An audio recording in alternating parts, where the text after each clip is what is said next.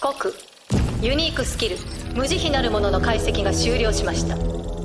能力は命乞いをする者や助けを願う者の魂を掌握すること。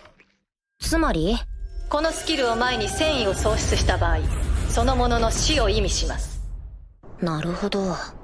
問い、ユニークスキル無慈悲なる者を使用しますか？ああ。